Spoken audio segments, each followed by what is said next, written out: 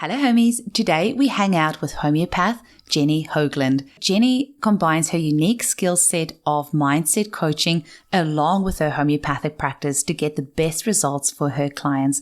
And I have to say, I really enjoyed our conversation today.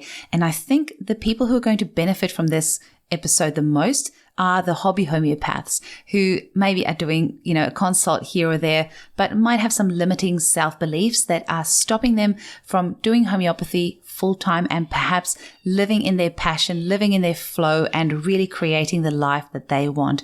Today's episode is really going to inspire you to take that leap and take your homeopathic practice to the next level. Be sure to follow Jennie on Instagram, where she shares some really inspirational tips. You can find her at The Enlightened Homeopath, and you can also check out her website hoglundhomeopathy.com, where she has various courses which you can gain access to. So that's HUGLUND homeopathy.com. Or check out the show notes for this episode, which will give you the links to Jennie's courses, which has my affiliate code in it, and that will give me a small kickback, which will help to pay for the editing of this podcast. Thanks so much for listening. Welcome to the Homeopathy Hangout, where we discuss all things homeopathy from around the world. And now my mum and your host, Eugenie Kruger. Hello, homies, and a very warm welcome to Homeopathy Hangout. Today, we get to hang out with the fabulous Jennie Hoglund in Minnesota, USA. Welcome to the show, Jennie. Thank you so much. It's so great to be here. It's lovely to have you on. I have been following you on Instagram for a while, and I really love your posts, and they're really inspiring. And so I reached out a little while ago to ask you to come on the show, and I'm so grateful to have you on here. And I think we share a similar vibe in wanting to empower mothers, especially to use homeopathy, getting that grassroots movement going. So I'm so happy to have you here. Well, like you, I'm so passionate about bringing homeopathy to the general public so moms, families can understand that this is a healing modality you can use. It can save you so much misery, so much time being sick. I don't know what I would have done when my kids were little without homeopathy. And it's just my message to moms is that you don't have to suffer. There's this amazing holistic modality available to you that if you just put a little time into learning about it, the rewards are so great. Absolutely. How were you first introduced to homeopathy?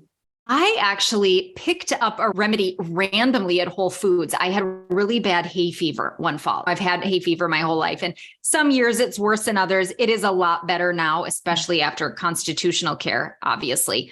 But I was just miserable. And I picked up a tube of histamine from Whole Foods because it said on their allergies. I had no idea what I was doing, but I was really drawn to doing something more natural, more holistic. And I saw this tube, I reached out, I grabbed it, and it worked. It helped so much with my allergies. And I was really intrigued. I didn't pursue homeopathy right away. A few years later, I got married, got pregnant. And when I was pregnant with my son, I decided to start seeing a homeopath because I was so tired. I was just really not as vibrant as I wanted to be. I was quite disengaged even from life. I wasn't enjoying life. I felt like I had brain fog all the time. My energy was just at an all-time low. And I thought, okay, if I'm going to become a mom, I'm going to need some energy. I have to do something. And so a chiropractor referred me to a homeopath, and I took a remedy and my whole life changed. I became so much more excited to be alive. And I felt better than I'd ever felt in my whole life.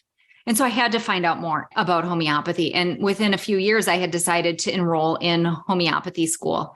So that's the short version of how I decided to become a homeopath. I was already involved in medicine a bit. I have a background in laboratory science. And so before I got married and got pregnant and had kids, actually, I was working as a lab tech, doing blood banking, doing PCR testing, all these types of things. And I really liked the idea of helping people, but eventually became more and more turned off by the way conventional medicine really has this ultimately fear-based approach. So that led me down a holistic path toward home birth, natural birth, and homeopathy. Amazing. How valuable for you to have that background, though, in the laboratory work? Do you find that's useful in your consulting, being a homeopath now? Is it helpful at all? Well, it is certainly, because there's that scientific understanding of body systems, of pathology. All of those were big parts of my education. But as you know, really in homeopathy, the name of the disease, the lab reports, all of those things aren't as important as the individual experience of the patient in front of us. So they're helpful to some degree, but there's not a whole lot of crossover, because what I'm going for is much, much deeper. What we're going for, what information we need, is a lot more than a lab or a blood work printout can tell us, which ultimately is what makes homeopathy so effective.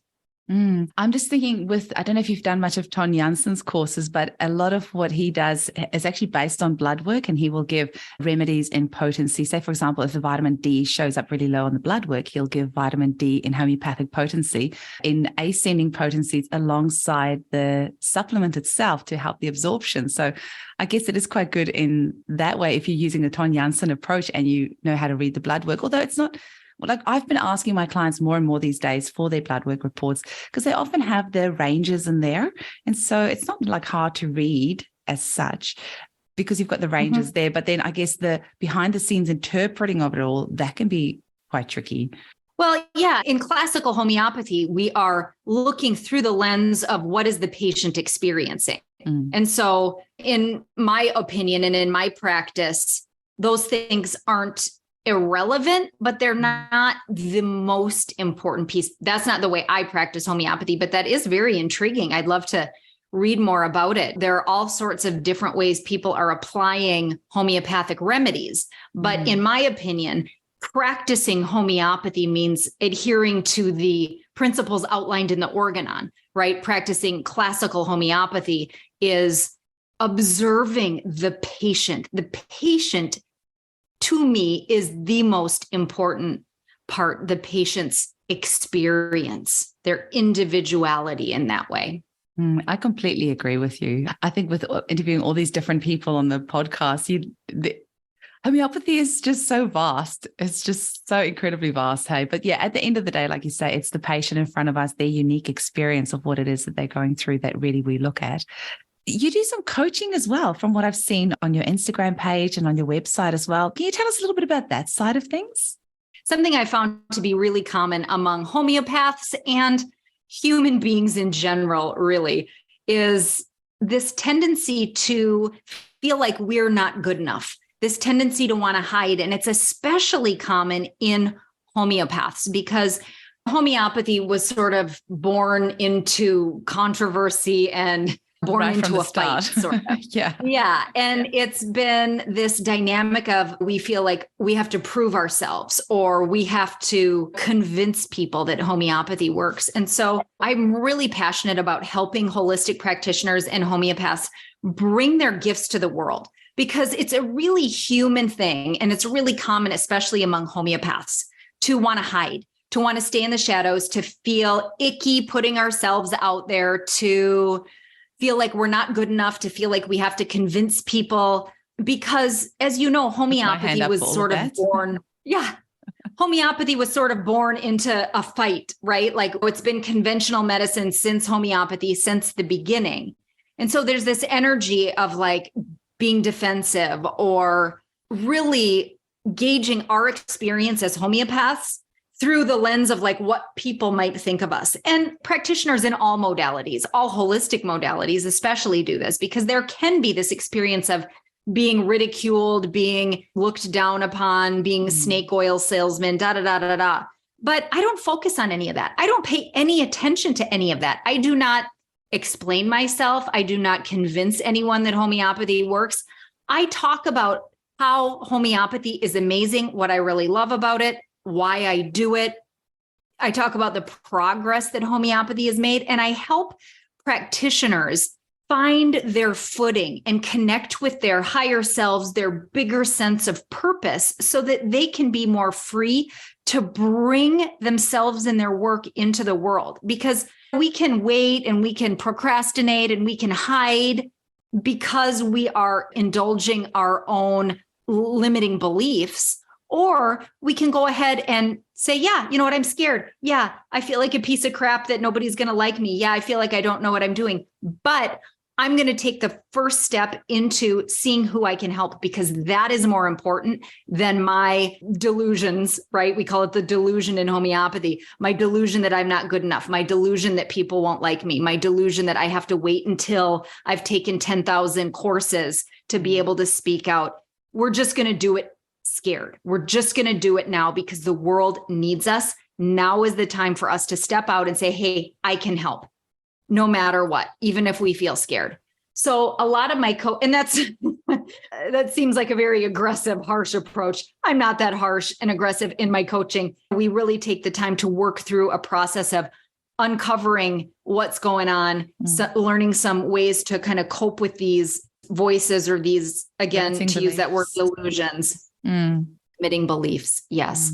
And so it's helping people realize that we're always going to feel like that, but we learn to walk ourselves through the discomfort rather than waiting until the discomfort is gone to move, because then we'll just stay stagnant forever and we won't help as many people as we could if we just said, hey, yep, this is me.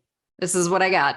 I am so glad that somebody like you exists because that is so needed. And I actually had a chat with Marcus Fernandez from CHE just yesterday, and we were just having a chat about how many homeopaths are just like hobby homeopaths. They're not actually making a career out of this. And I think those limiting beliefs and those self-doubts and those fears really is stopping people from having an incredible career. And I have had all of those, and I still have them on a daily basis. I don't know about you, but I have a pretty successful clinic with 5 homeopaths on my team and 4 staff, 2 VAs. I closed my books a couple of years ago because I'm so busy. But I still have those limiting beliefs every single day. Like, I don't want anyone listening to this to think for one single second that I feel comfortable with what I'm doing or think that I even know what I'm doing. I am shit scared every single day and get tricky cases and doubt myself and all the time, but I still push through it and still do it anyway, because there are people that need to be helped. And we grow and it becomes easier every single time. And when there's this great book by Melissa Ambrosini called Mastering Your Mean Girl. And I highly recommend everybody to read it. I got the audiobook and I listened to it in the car. But whenever I hear that mean girl voice coming up, I just kind of acknowledge her. And Melissa Ambrosini in her book says, you just gently close the door on her. And I felt a little bit mean doing that to my mean girl. So I've actually in my mind created this beautiful room that my mean girl goes into. And she's got this comfy chair and this nice snacks next to her. And I just tell her to go into her room, go sit in your comfy chair. You're not welcome here right now. But it's constant. Do you ever find that voice is not there at all and you're just confident 100% of the time? Or do you find it's a work in progress? I feel more confident now than I ever have. So after 10 years of, almost 12 years now of practice, and I feel pretty confident. I feel like I'm stepping into the shoes of the woman I've always wanted to be, but not confident in the way of like, oh, I know everything there is to know, or I'm never going to make a mistake, or I'm never going to need help, but confident in that I'm so secure and confident in my intention that I know everybody will get what they need. So if I show up in integrity, no matter what I'm doing, whether it's teaching a course or selling a course or sitting with a client, talking with someone on my team, with an intern, whatever it is, if I'm there in my integrity, do my best, I leave. And it's sort of none of my business what happens after that, right? Like, I give the patient the best remedy I can figure out for them. And it's not that I don't care, but it's like, they get better or they don't. It doesn't inform my feelings about myself in the way that it used to, right? And again, that's not that I'm not compassionate. I'm not invested. I am. I can go show up to teach people. And if they loved it, that's great. If a couple people complain that it wasn't what they expected, that's okay. I've been through it. I've gotten feedback. I've had things happen that weren't ideal. I've had clients who were mad at me. That hasn't been the majority of my experience, obviously. 9% of the time, people are really happy and teaching is quite rewarding. But my point is that when you put yourself out there and you do these things, yes, you will experience the things that you're afraid of. But it's so freeing because then you realize that, where is my sense of being good enough coming from? Is it coming from other people's responses to me, or is it coming from my connection to my inner self or God or the higher aspect of me, the larger aspect of me that I plug into to recharge? Whatever that is for you, that's where that's what informs my sense of self these days more than that mean girl voice. So that's a long answer to your question. Is that mean girl still around? Sometimes, for sure. But most of the time, I would say I'm connected more with a source energy telling me like, you're doing your best. Not that big a deal. Like, just keep going. Nobody really cares that much what you're doing. Just, you know what I mean? In terms of like, no one's just waiting for me to fail and like criticizing every move like we think in our minds. It's like, I can show up, I can make a mistake, I can have a typo on a post. No problem. It's exactly. I couldn't agree with you more. And it's just so beautiful chatting with you. You're saying a lot of what I've experienced. So I qualified in 2013, but we started practicing in our third year. So that would put me at about 11-year mark as well. Right. And it has been such a journey. And I sometimes think that because I'm at a very similar place to you in that I passionately care about my clients. I'm very empathetic. I do my absolute best, but I'm also at that point now where the end result that they end up with, I don't attach my self-worth to that, because I know without a shadow of a doubt, with every single one of my clients, I show up 100% and give my everything and more. And so the outcome of that is not to do with my self-worth. And often it's to do with a variety of other things. And maybe I always sometimes feel sometimes we're at the start of somebody's journey. Sometimes we're meant to be at the end. Sometimes we're there for the whole time. But sometimes people need to come to us and then they go away and they go and do their own thing because something else needs to happen and they come back. But I think that's what you said about being tapped into that source, just surrendering to the experience. I think there's a lot of value in that as well. Surrendering to what will be. And you actually said something interesting on your Instagram, which my husband and I were busy working yesterday, and we listened to a little reel that you did on Instagram, and it was to do with everything happening for a reason. And you actually had an interesting take on that. Do you recall that reel? Because it was quite a while ago. No, what did I say? It was something along the lines. It was I have no idea. No, it was such an interesting take on it that I hadn't heard before, and it instantly resonated with me. But it was along the lines of people saying, oh, it happens for a reason, and then thinking that then they're not allowed to kind of feel all the anger and all the shame or the sadness that might have come with that disappointment, because something might not have turned out the way that they expected it to turn out. And so then we just say, oh, well, that happened for a reason. And then sometimes feel that we're not allowed to then feel the disappointment and the sadness that comes along with that. But you actually had an interesting take on that. Do you want to take it from there? Well, I think too that we're too quick to judge, right? Let's say some disastrous thing happens. There's a catastrophe, like, gosh, I have had many catastrophes in my life. And so if we take a catastrophe, whatever it is, somebody doesn't like us, we encounter a problem in our business, a relationship has trouble, an accident, who knows what it is. But a lot of times we look at that event as the end manifestation of something gone completely terribly wrong. Like, why would I manifest this? I'm a good person. Why would this happen to me? But I find that almost all of the time, that incident is not the end manifestation of something having gone terribly wrong. It is just one part of a larger sequence that is designed to shape us into the person who can really hold all of what we want. So life is always guiding us down the path of least resistance to everything we've really intended, right? Our deepest desires, our soul's callings. And sometimes the fastest way is through a catastrophe. And so if we can be in a sort of a more gentle space of like not judging or condemning a catastrophe or something that feels uncomfortable right at the moment it happens, it opens us up to be able to allow that to be the part in that sequence that's bringing us into this high elevated reality that we've wanted.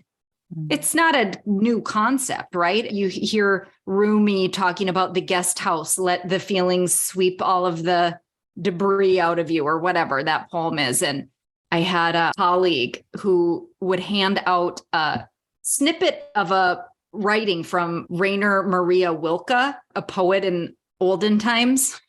I don't know when he lived. I haven't heard of them. So. I'm not a poetry expert, No, but it talks about, why would you wish this illness away?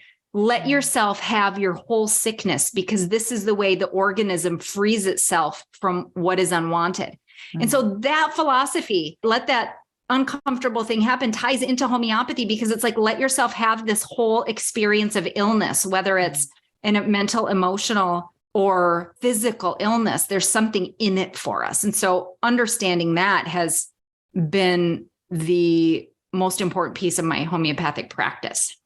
And I mean, we see in clinic on a daily basis, several times a day, what happens to people when they do suppress their emotions, any emotion.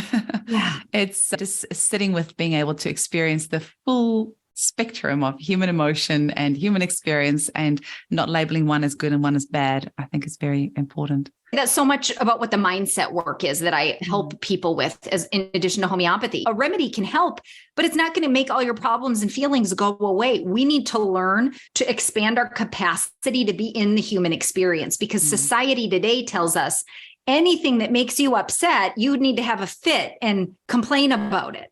But really, we become integrated whole human beings when we can be okay in a variety of feelings, situations. And so I try to help people understand that it's okay to be anxious for a day. It's okay to be uncomfortable. Like, let's get a handle on this so that we can be functional human beings. Because I don't know what it's like where you are, but in the United States here, we're really encouraged by the media to be completely rendered non-functional if something offends us. Meltdowns, toddler-like behavior is all around. Helping people reclaim their adult is very, very valuable. Oh, it's so beautiful. And as you're sitting here speaking, I'm just thinking, I can see these hobby homeopaths coming to you and doing this mindset coaching, and then going out and creating incredible work, because it is just all in the mind. We walk around with this incredible delusion that we are somehow not whole or not perfect exactly as we are. And if we can just overcome that, we can create such beautiful work and live and work from a space of abundance. And like, I know that you're in that flow, because I can see that just shining out of you. And I know that I am as well. I love my work so much, and I love doing what I do. And everybody deserves to feel this way. Everybody deserves to be in the flow and do a job that they're passionate about. I'm sure you would agree that doing what we do does not feel like work for one day in my life. I don't care if I have to sit with a client's case till 11 o'clock at night and then be up again at 5. Like, I don't care, because it's wonderful and it's empowering, and it's wonderful to be able to feel that you're contributing. So such a gift. I couldn't agree more. It is a great gift. Hey, but I also want to have a chat with you about your courses. You have quite a few courses on your site and a variety of different topics. And I think you mentioned you've got a new one coming up about infectious diseases, which is great, because so many mums lose their mind and their confidence when it comes to infectious diseases. Their kiddies become ill and they want to embrace natural medicine, but they feel like it might be something that it's too much. Homeopathy can't help with that. And they run straight to the doctor and go and get all the medical interventions that there is. But tell us a little bit about the course and what people are going to be learning from that. Yeah, I'm super excited about this course. I love teaching. It's a big part of my career. You know, I have intro courses on homeopathy. I've collaborated with my friend Kendra Needham, who is the Holistic Mother on Instagram. And we've done quite a few holistic toolkit courses where it's one part homeopathy, one part holistic technique. So those are really nice too. And this newest course is called Homeopathy for Infectious Disease and Childhood Illness. I partnered with my good friend and colleague, Kathy Yo, who was also a certified classical homeopath. We graduated together at Northwestern Academy of Homeopathy, and we've been just best friends. We talk about homeopathy all day long. We're texting, about different things. What do you think of this? What about this remedy? And she's actually on my team too. So we work really, really closely. And we saw a need for this information to get into the hands of moms and families, because our medical system is not equipped to handle another situation. It's already crumbling. I mean, people don't want it. People aren't getting well. People have to wait hours, days, months for treatments. it's not something you can rely on. And so we wanted to present a course that would cover a lot of information. We're going to be talking about the history of homeopathy and epidemics, talking about how it's really proved itself as a viable modality to help on the large scale. And we're going to be talking about that history. We're going to be talking about how you can use everyday remedies in your home kit at home to address some of these childhood illnesses that come, things like strep, influenza, and even some of the like scarier diseases that have gone away for a while that start to come back from time to time. So we're going to be talking about specific remedies, exactly what to do if some of these diseases move into the forefront of our collective experience. And we are going to be talking about how to assess a case, how to choose a remedy. Some people aren't very familiar with that whole process. So it'll be a beginning, intermediate level course. We're going to talk a lot about homeoprophylaxis, what it is, our take on homeoprophylaxis, immune system, and homeopathic philosophy. Like, how does the difference between how conventional medicine views health and disease differ greatly from the homeopathic view and perspective on health and disease? So ultimately, it's meant to be a very empowering class on multiple levels, right? You'll learn the actual practical information you need to select a remedy and give it when somebody is ill, but also understanding like that mindset piece, like understanding that you don't need to be panicked and anxious if somebody in your household is sick. A, because you have homeopathy, but B, because you understand the function of acute illness. You know this, of course, Eugenie, but we have traded acute childhood illness. They're gone now, essentially, right? And so we have this epidemic of generations now of chronically ill kids. And there's nowhere for things to go other than for acute illness to start coming back. And we're starting to see that more acute illnesses, more scary outbreaks of acute illness. But this is a good thing because it means that our collective vital force is pushing things out to the surface. And so if we can meet it with homeopathy, we can help heal this whole generation of kids that's sort of been like doomed to chronic illness, right? And so many parents and families are wanting to reclaim their health and wellness. So this is our offer. We're super excited about it. It's going to be a pre-recorded course that is available June 15th, but it's going on pre-sale very soon. In fact, by the time this podcast airs, it will be on sale. It's $69 on pre-sale. The regular price is $99. We're also going to have a Q&A, a live Q&A with me and Kathy toward the end of the summer after everyone's had a chance to watch the course, kind of assimilate the information. We're going to meet for a Q&A, so you'll have your chance to ask us any questions that you have. It's going to be a really, really good, really comprehensive course. It's going to be at least 2 sessions. It may stretch into 3, depending on how much information we have, because we just keep adding more. That's the problem. But that's what we're really excited about right now. Yeah. I often think to myself, where do we start to heal this mess of chronic childhood illness? I mean, the adults, yeah, for sure, but you should not be seeing cancers and autoimmune diseases in children.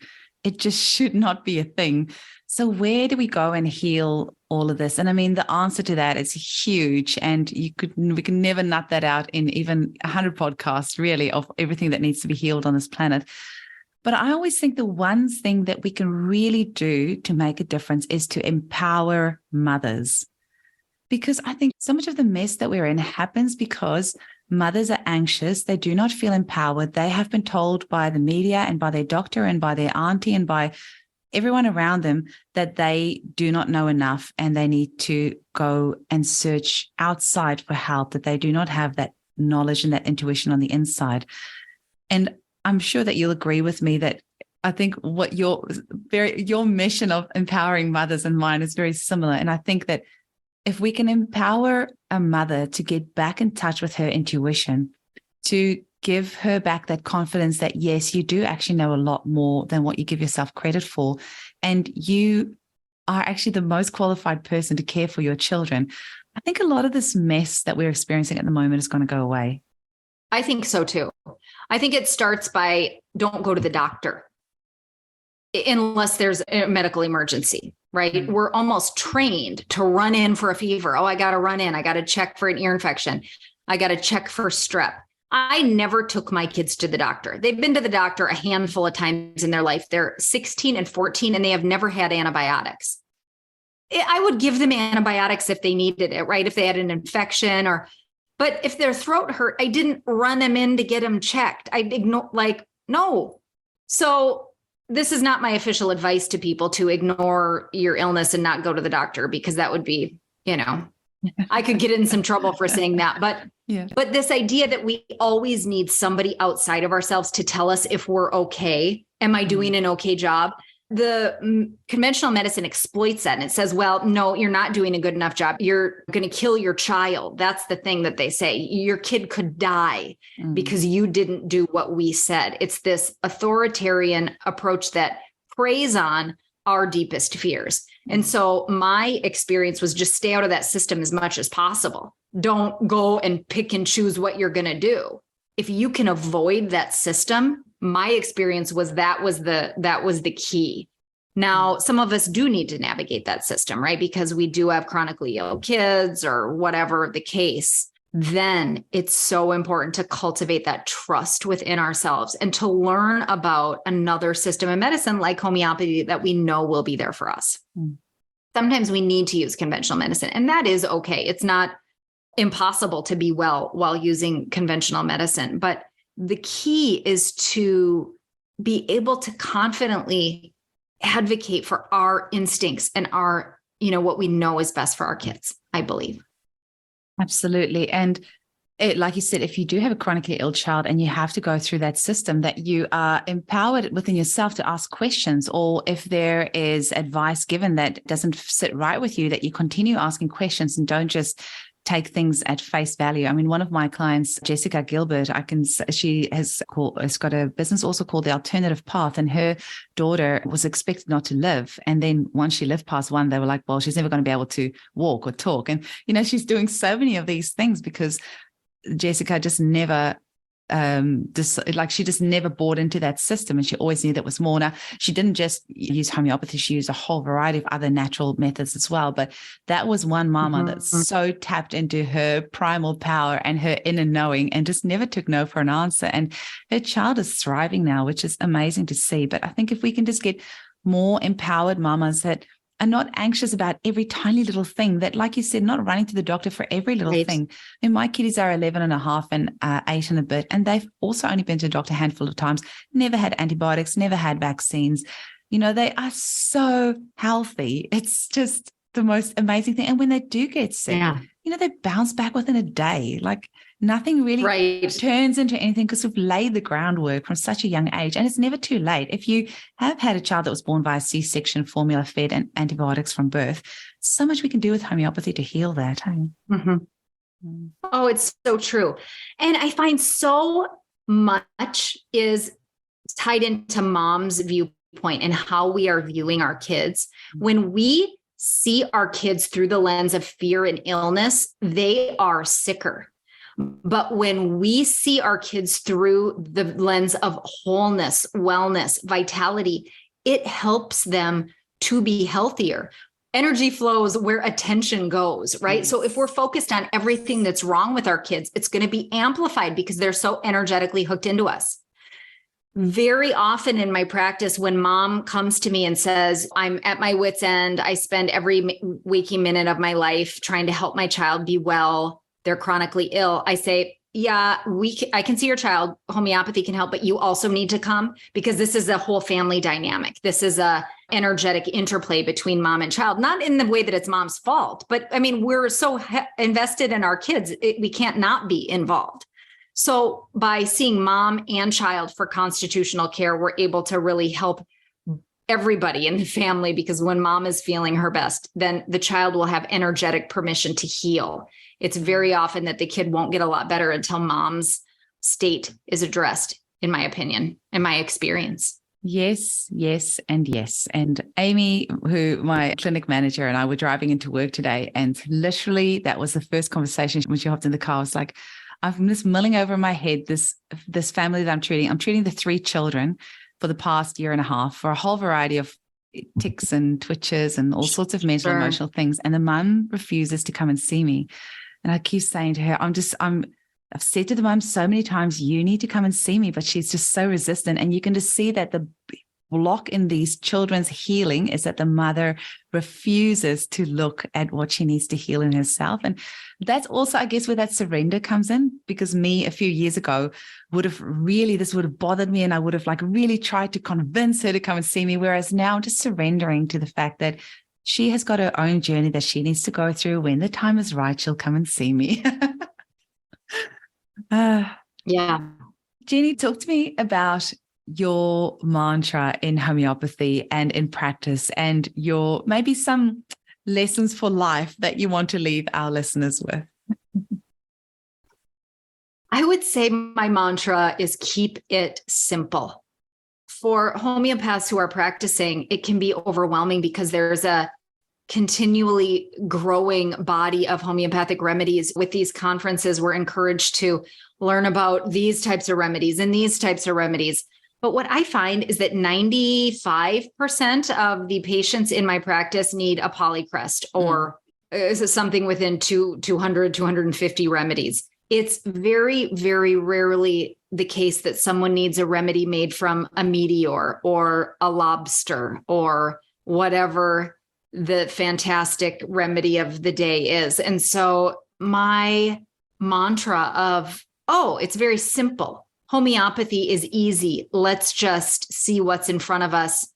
It has served me so well in my practice and in life, because I don't need to be bigger or fancier or try to be a superstar. I help people best when I stay in my narrow lane. Not that I won't go out of my lane if it's needed, but in my experience, when somebody needs a remedy made from some substance that is recently proven, or, they need some mammal remedy, it's very, very obvious. You can't miss it. And so this is more, I think, going to resonate with people who are practicing homeopathy, but don't get fancy, right? Don't get clever. Cleverness is something that was very appealing to me in the first 5 years of my practice, right? This kind of theorizing or drawing conclusions from what a patient would say. But that didn't serve me, and it didn't serve my patients. And you know what I mean by being clever, sort of extrapolating from what someone says. Well, they had this happen, so I'm going to give them this.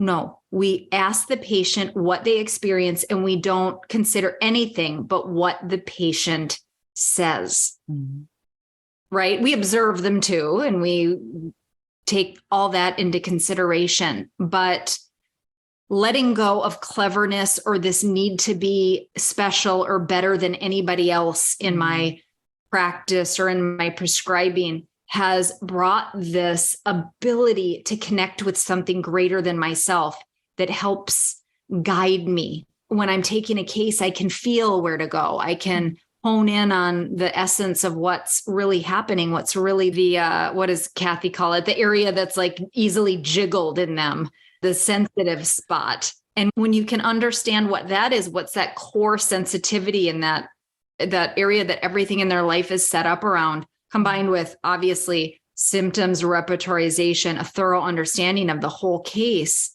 That's what it's all about. It's not me being a homeopathy superstar, which I think is a struggle for a lot of homeopaths, because all of the conferences, all of the education is about sort of this case in oh my gosh. And then I gave goat milk and look what happened. Or then I gave who knows what. And it's okay, but then that sets this bar of okay, I always have to be giving some fantastical remedy. Not that goat's milk is a fantastical remedy, but it's going to be more rare, right? You might see one or two in your lifetime versus a Celt carb. They're coming in every week, a sepia, meterinum.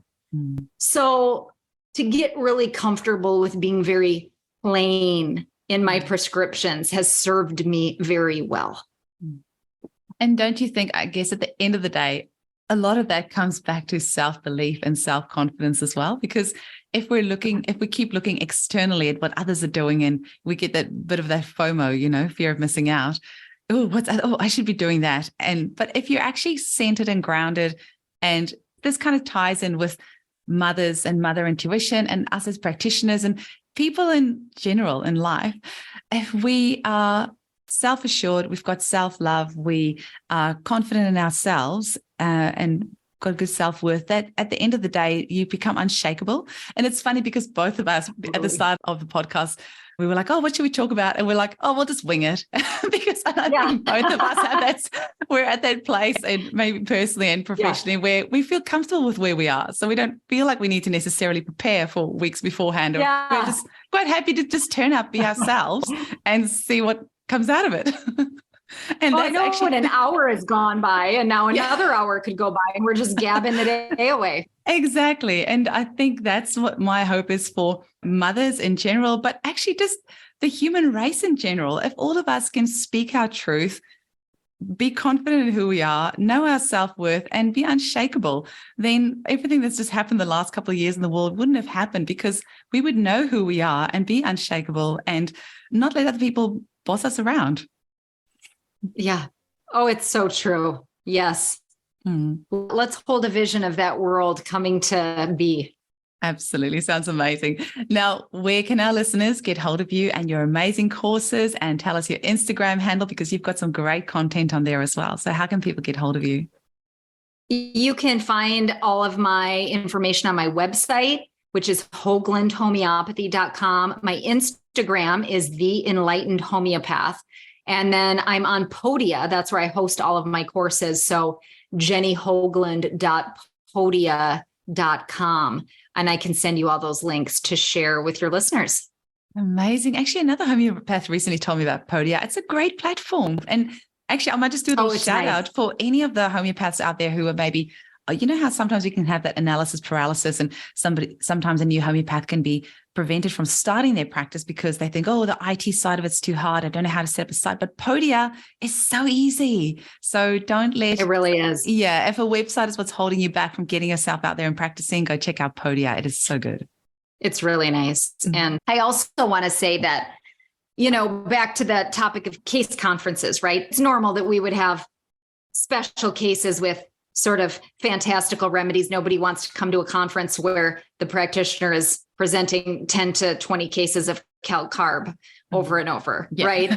So those definitely have their place. We want the excitement and the entertainment of those conferences. They're very valuable, and the community we get from going to them. That's so fun. But I want people to understand that you don't have to always look for something that extraordinary. You can prescribe calcarb and feel good in yourself and not feel that you're missing out.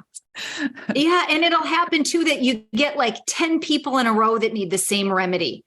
Or it's so interesting. I've been sitting with my team. Two of my people are sitting in just observing cases a little bit, and a good handful of cases, or 6 cases, maybe every single week, it's Nat Muir. And we're all just like, wow, I guess we're really learning Nat Muir. They do come in waves. They really, really do. They do. I do feel that sometimes it's just the universe like wanting to teach me about a particular remedy. And then sometimes in that day when you have like, I'm like, have I just seriously had 3 Lachesis cases in a row? Like, it can't be. And then do I need Lachesis? What is there something about the remedy that I clearly need to learn? Like, what is going on? So it's definitely it can mess with your mind a bit sometimes. Well, I remember so often in school, the teachers would be talking about like the psychotic miasm or opium as a remedy. And then we would get a case. Like we got a Thuya case right on the same day that they were talking about the psychotic miasm, and then an opium case, like immediately after the morning was a presentation about opium and the Papaveraceae family. And then the afternoon client was someone that needed opium. It was absolutely mind-blowing, but that's just the way things work. There's this synchronicity that comes with our practice somehow. Yes. And it's so fun once you just surrender to that and try not to analyze it or analyze and not about try it. just surrender and just go, yeah, life is fun. Like when you tapped into this and you just go with the synchronicity, it's so fun. It is. I think so great. That can be our message for today. Just go with it and keep it simple. I like what Esther Hicks, one of my favorite inspirational speakers, she always says, there's nothing too serious going on here. Right? I love it. I think that needs to be printed on a t-shirt. It was really lovely to hang out with you today. We should definitely do this again. And thank you so much for the work that you're doing and empowering other homeopaths to get out there and have successful practices, because like you said, that is what the world needs right now more than anything else. Oh, well, thank you. I really appreciate you giving homeopaths a platform to speak from. It's really just an honor to have been invited here. And I've enjoyed our time together so much. It's been really, really fun. Thank you. Chat soon.